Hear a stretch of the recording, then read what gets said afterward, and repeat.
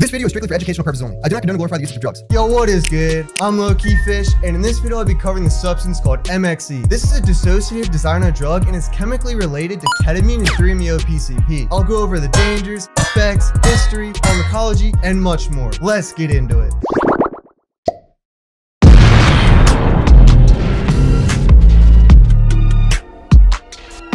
Methoxetamine, or MXE, is a dissociative hallucinogen in the erlocyclohexamine class. It acts mainly as an NMDA receptor agonist and also acts as a serotonin reuptake inhibitor. No human use is documented until it was first identified in 2010. It was designed in an attempt to avoid the neurotoxicity associated with ketamine abuse. Although similar, MXE is deemed 5 times more potent than ketamine. Common effects include sedation, spatial disorientation, cognitive euphoria, loss of motor control, and at high doses, ego death. An ego death is defined as the sensation of separating one's consciousness from their body. When an ego death is achieved from MXE, users call it falling in an M hole. This is comparable when falling in a K hole on ketamine. A common dose is only 10 to 20 milligrams, and 40 to 50 milligrams or more can lead to an ego death. It can be insufflated or taken orally and lasts 3 to 6 hours once ingested. There has not been any formal studies to demonstrate exactly how MXE works, but it's assumed to work in the same way that ketamine does by affecting the same neurotransmitters in the brain. The lack of credible research evidence on MXE makes it a risky substance to take both in the short term and in the long term. Plus, it can be habit forming due to its spiking and increase in dopamine levels, which can lead to compulsively redosing. MXE can be especially dangerous when combined with other drugs such as opioids and alcohol. While still being a relatively new drug, it is illegal in most countries around the world. Even though it's structurally related to ketamine, MXE is thought to be less sedating but more potent by weight. A more stimulating dissociative is 3-MeO-PCP, but this is dangerous because some users think they can become invincible on it. Watch this video next, which will explain everything there is to know about 3-MeO-PCP and how it tends to fall under the radar when compared to other dissociatives like MXE. I'm Low-Key Fish, peace out.